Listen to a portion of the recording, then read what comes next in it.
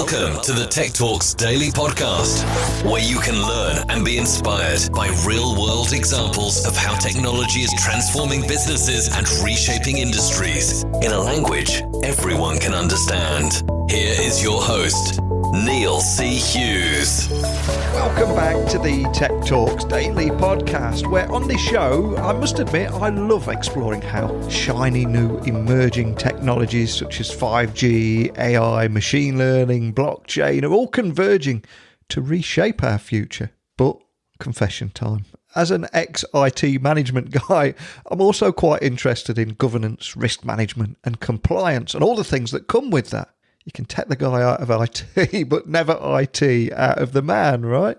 But it's so important because businesses today now operate in a highly complex and dynamic global environment. Everywhere you look, there are regulatory pressures, competitive shifts, compliance violations, geopolitical shocks, disruptive technological innovations, cybercrime, big impact data breaches, and so much more. Compounding matters, business ecosystems have become so deeply interconnected that a single risk event can result in widespread disruption.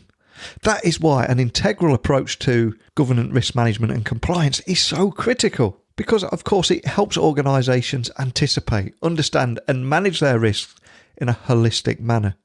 And it also helps them connect the dots between risk and compliance and other GRC elements that impact business performance. And if you get to that promised land, organisations can then better balance risk and opportunities and then start making more confident strategic decisions and respond effectively to the changes that occur within or outside of the enterprise. So with all that in mind, I invited Gaurav Kapoor from MetricStream onto the podcast to explore this topic further. So enough geeking out from me. Buckle up and hold on tight so I can beam your ears all the way to California so we can speak with Gaurav Kapoor from MetricStream. So a massive warm welcome to the show. Can you tell the listeners a little about who you are and what you do? Thank you, Neil. Work as the Chief Operating Officer at a company called MetricStream. And we are in the space of helping companies manage their risk, compliance, governance, essentially helping them perform with integrity. I personally have been with the company since the founding of the company, so I've been one of the founding members. But this whole space has gone through quite an evolution. You know, our company, we started, as an inspiration in a strange sort of way from 9/11, Enron, MCI, and realized that there is a place for a company to bring the different silos of risk closer together. Ultimately in risk, 2 + 2 adds up to 10 if they're compounding. And essentially, if you look at the last 15 years, the Lehman, kind of financial crisis really accelerated the need for bringing the first, second, third line of defense, data, information, all of that closer together. That was a big acceleration point for a company or a space like ours. And then in the 2014-15 timeframe, the initiatives on cyber security and the velocity and speed of risk around that. And now, if you look at the last 2-3 years, the whole concept of digitization has expanded quite rapidly in companies, and COVID has just given an acceleration. So the use case, of AI, ML, robotics, all of those are coming to bear very aggressively, in the risk space as well. So that's the kind of been the evolution of the space a little bit. So quite interesting over the last many years, and something always fresh and new. Okay, and that's where we are. I love that. And I think it's so important to get the story behind the company as well and what put you on this path. And like I said, MetricStream is an independent market leader in enterprise governance, risk and compliance, apps and solutions. But for everyone tuning in and hearing about you for the very first time, can you also set the scene and tell me a little bit more about the very real problems that you're solving with tech for all your clients that are all over the world right now? Absolutely. If you look at the whole world of GRC, as we call it, or integrated risk management, right? The primary, if you go to the highest level, companies are on an accelerated path to performance, and they have to do that with integrity. Integrity in our world is not just ethics. It's really purpose that companies are trying to, cater to. It's also the whole concept of ethics and, integrity from that context. And third, and very importantly, is resilience.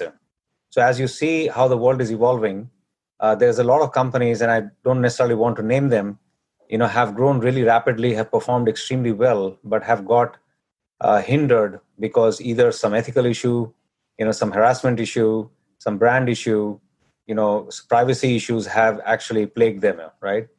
And companies that actually look at both the spectrums of both performance, growth, as well as how do you create a strong culture of both integrity, but also the right controls in place, the right risk awareness, the right risk culture in place, and involve the entire community, not just within the organization, but also the extended community of third parties, suppliers, the ecosystem. That's what we help with from a technology perspective. To go one level quickly deeper, we have a core platform that allows you to manage, multiple areas of risk, whether it is your operational risk, whether it's audit, whether it's third party, it's regulatory compliance, it's quality management in the case of manufacturing companies, right? All of these typically have been handled in silos. But as the market has evolved and the speed and velocity of risk has changed, a lot of companies realize that they need to interact with each other. So the operational risk group has to interact with the audit group has to interact with the compliance group, so that they can create, more risk awareness, better management of controls, a better system-driven and data-driven organization. At the end of the day, they have to make decisions, both around mitigation of risk, but also the opportunities that risk is creating. So our core platform with these use cases, serving up, through the right analytics framework, allows companies to manage this better. So you are sitting in UK, we have probably 3 of the 4 largest banks as customers, where risk management is being managed not just with a central group of those 100 people that typically manage risk, but it's extended out to 40, 50,000 people within the organizations that are using an application like ours to be more proactive about where the risks are lying, so that it's not just a top-down approach, but also a bottoms-up approach. And the management of risk has never been more important. Of course, I think there was, if we go back, 7 or 8 months, everyone's excited about entering a new decade and a new year. I think many brands and businesses and even individuals were probably guilty of having a slightly cavalier attitude towards risk. But now, of course, just today we're talking about being in a global pandemic. You've got fires not too far from your home there. And the world is very uncertain at the moment. But so, what really stood out for me was when I recently read that you said that organizations need to act with integrity, because I think that line alone is so important right now. And I think in many areas of the world, people are losing sight of that. And there's so much division everywhere. But can you expand on why you think organizations need to act with integrity now? I think there are 2 or 3 major themes around the concept of integrity and why companies need to really act with integrity even more, right? One is, if you look at not just the pandemic, but even prior to that, one major shift that's happening is that the consumers, as we look at the Gen Zs, Gen Xs, millennials, they're becoming a larger and larger part of our, employee ecosystem, as well as a consumer ecosystem, right? They're buying and they're employees here. I feel that this generation, or these couple of generations, if you will, they have a very different, kind of approach to how they look at companies, how they look at buying. One of the largest, technology transportation companies you're aware of, the day they had the harassment issues, about 2 million people, I believe, just deleted their app because of just that ethical, what they thought is not what the millennials or the Gen Zs stand for, right? You look at examples, Facebook, I can name that, they had privacy issues, and, their growth for some time was impeded, because the consumers believe that are they doing the right things. Even now, in the political environment that we're sitting in the US right now, there's a lot of consumer behavior that is being driven by the purpose of the brand that companies stand for. So that's one, right? The second thing is, it's not just about the purpose and the ethics or integrity of how you approach it. It's a very vibrant world, and it's a very fast-paced world. How you protect information, how you protect privacy of consumers, how you make sure that you don't get breached, how you ensure that you're, financially you're prudently running, because that can create problems quite immensely if those things get in any way compromised. And that's one of the other reasons why, companies are looking at a much more resilient structure. if you look at the pandemic, companies that had good risk systems in place have come out better. Now, you can't handle everything okay. My wife works for one of the most well-known global brands in apparel, and they have been disrupted by supply chains. They've been disrupted by factories shutting down, even in remote locations, all of that stuff. But if companies are better prepared, they know what their continuity plans are. They know what their overall kind of, if they have to shift their supply chains, how do they do that? If they know that, okay, these are the organizations or trading systems that might get impacted because a vendor sitting in a particular country might get dislocated because of a fire, the more they're able to organize the information, the better they're resilient. And that's why I keep extending the word integrity to ethics, purpose, and resilience. And another topic that I think is so important to talk about is that people often mention that technology is moving at, or technological change is moving at breakneck speed now. But I think it's so important to recognize that it's people and culture within an organization that's going to make that technology a success within an organization. So can you tell me more about your experience of changing a company culture for the better? Because I know this is a subject very close to your heart too, isn't it? It is, Neil. And I think there are two aspects. One, as the chief operating officer, obviously we're a fast growing company, and we have to ensure that we keep both, pace with the market, but also how we grow a company. We are in that size where, we're not a startup anymore, neither are we huge. So that, those transitions are important. And secondly, in our business as well, the culture, the concept of culture and changing company culture is very, very important from a risk perspective as well. So I'm going to, kind of answer in both perspectives, right? Yeah. So we are seeing companies that do a good management of culture or change of culture. First thing, clearly, there has to be a very strong tone from the top, not just verbally, but also in actions.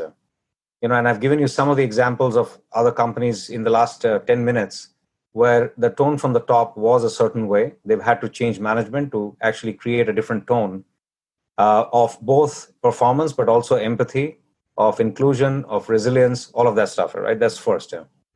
Then secondly, in terms of supplementing that, you have to have firm policies in place. Okay, policies can be very firm, or they can be, friendly, with a certain purpose. So policies could be around, behavior. They could be around how you manage your data, all of that stuff. But it's very important to clearly outline, what your culture is, and then what your policies and objectives are.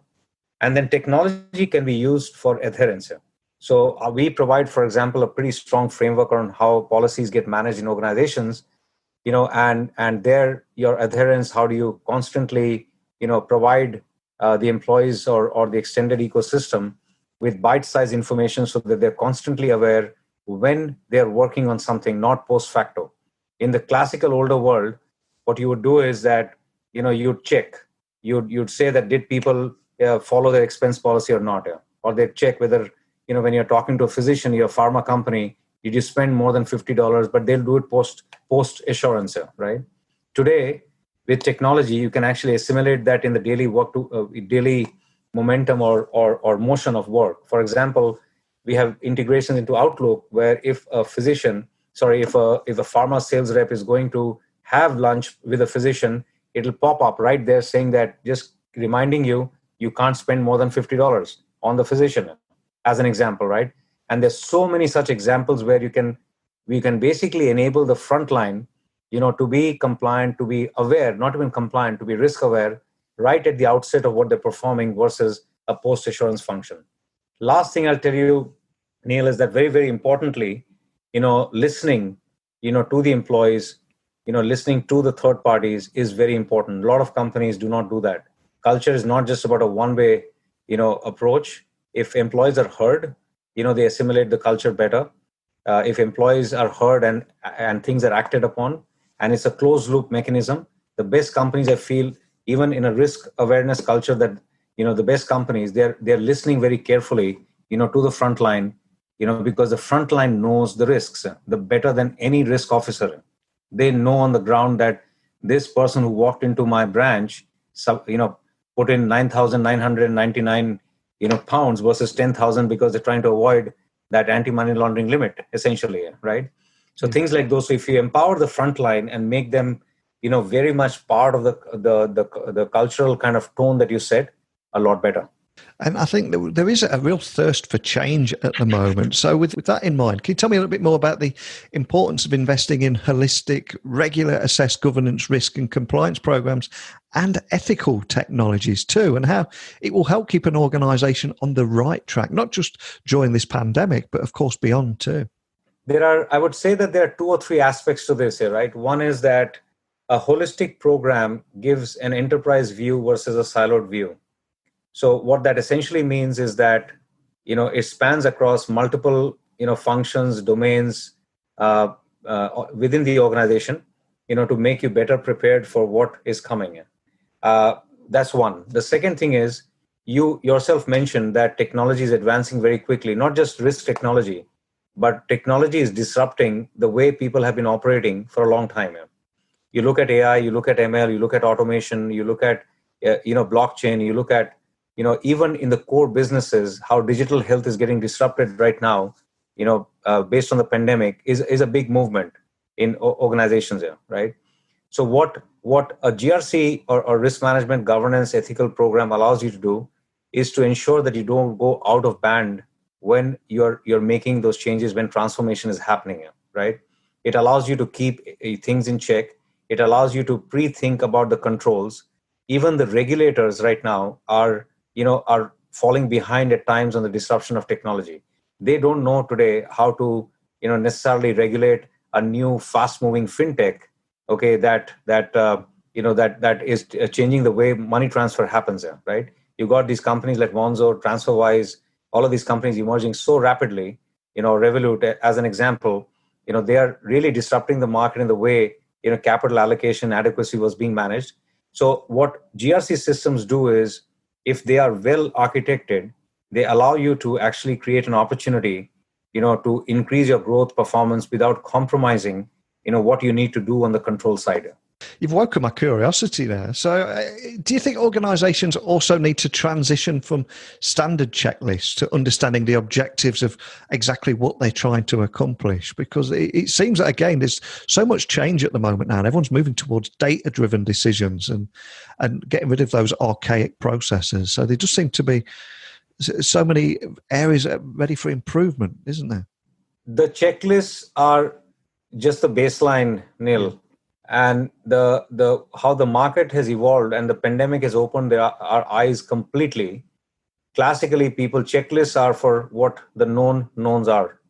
There are so many unknown unknowns. You look at the spectrum of known unknown, right? Yeah. There are so many unknown unknowns right now that you have to get away from a checklist-based approach. Checklist is a very good foundation for the known knowns, like I said, right? What I call the evolution in the pandemic the peripheral view of risk. Peripheral view is risks that you don't typically look at, you ignore, but they're right on the peripheral vision of companies. So these could be external factors, market factors, what will a fire plus an earthquake plus the pandemic do, to California, right? Yeah, I'll just give an example. One of the largest search engine companies, they had a lot of information in December, January, that the purchase of flu drugs was probably 5 or 7x higher than the previous year at the same time. If they had operated, if there was integration, of in that information into the WHO or the CDC faster, quicker, better, it's going to be it would have been a different scenario on the preventative, steps that the government or the agencies would have taken, right? Yeah. We are, for example, working on a very large initiative globally right now, where the whole concept of data exchange between the telco providers, between all the global telco providers through the GSMA, they are looking to see how their contact tracing, the whole evolution of contact tracing, and privacy, how that can be balanced out, right? So all of these things, are clearly indicating that checklist-based approach or a classic compliance-based approach, is no more good enough. And I'm curious, as somebody working right in the heart of this industry, are there any trends in the kind of conversations that you're having with your clients right now? Because I think we're all going through the same kind of problems at the moment, but I'm just curious if there are any trends in those conversations that you're having. Neil, this question is very close to my heart. That's how we've built this company, being very, very close to the conversations. not just what customers are doing today, but what are the challenges and what are the opportunities for them, right? So I would probably just simplify it into a few. One, I think I've mentioned already, the velocity of risk has increased so much that companies are really trying to make sure that they can deal with it through automation, through more use of AI, and newer technologies, right? The second thing that has been a big eye opener in the last 3, 4, 5 months, okay, if you will, is the concept of the peripheral risk vision. Companies are getting more aware that not just what is within a risk environment already known is what needs to be tackled. So there's a big movement towards getting information from third parties. Companies are starting to collaborate between themselves. You'll see the top 5 banks in UK starting to collaborate, saying that we have some common enemies on breaches or on certain risks that we need to know, which would not happen earlier, right? The third thing is the empowerment of the front line. In our world, a lot of the risk had been managed by that core 50 people, 100 people, 200 people who think they knew everything. With both the pandemic, but also the realization that the front line knows the risks very well. Okay, we are enabling the front line to be able to interact and give feedback much faster than they used to. The fourth thing I think companies have realized both based on the economics of the situation, that agility is critical. You don't need to boil the ocean. You can go with bite-sized success. And the last thing I'll say is that I want to come back to the point I started with, is that companies are realizing that consumers have changed, employees have changed in their mindset. They're looking for real purpose. They're looking for, integrous organizations. They're looking for companies, that believe in growth, but do it in a way that meets their, ethical standards as well as the resilience standards. So I would say that these are what are driving, and we take this very seriously. That's what drives our product strategy. That's what we're trying to help, organizations to change the way they're managing it. And do you have any examples of how you're helping your customers through this period as well? Yes, absolutely. I think the pandemic had put a little bit of a pause, especially in certain, industries more than the others, right? So we see the market evolve in 4 phases, Neil. One is react.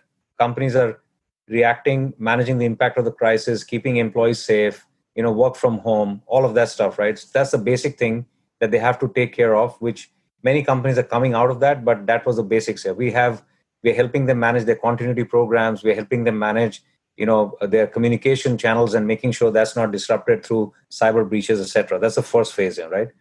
The second phase, companies, we are helping them adapt and making their resilience and business continuity programs, for example, an integral part of not a reactive approach, but a holistic approach of risk. The third thing I would say that, the new normal, if you look at the new normal in our language, is heading towards where we've talked a few of these things already, is heading towards a very fast-paced digital, more of known unknowns. And known unknowns are, there could be a fire, but how do you, bring it back into the equation of your performance as well as your risk, scoring, right? Things like those. So that requires a broader risk culture as well as technology that cuts across the organization, the supplier group and the procurement group and the risk group and the audit group and the digitization group, all of them come together on a common platform, common taxonomy to be able to drive that. Does that make sense? It does. It's great to hear as well, because you guys have been almost like you've come full circle, and I love hearing the story behind the company and how you're continuing to help people and clients from all over the world. But looking towards the future, I mean, what's next for MetricStream? I appreciate you probably can't share too much, but is there anything you can leave us with today?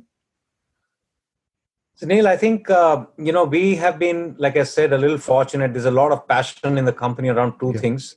We can help companies operate with integrity and perform with integrity. The second thing is, we can make the lives of the millions of practitioners who are in the risk world easier and easier. So for us, if you look at it, we are in a very large space and an expanding market. The world of GRC, definitionally is expanding because more and more is coming into the mix here.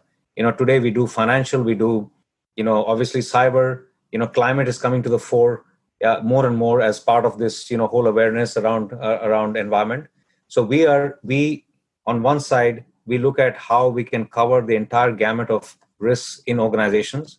On the other side, how do we make lives of the GRC practitioners and, people in organizations easier through AI, automation, through analytics, through RPAs, and just keep pace with, the world and lead these customers to the future versus being led, by what happens. So not doing it post facto, but making them more secure, more resilient, for the future.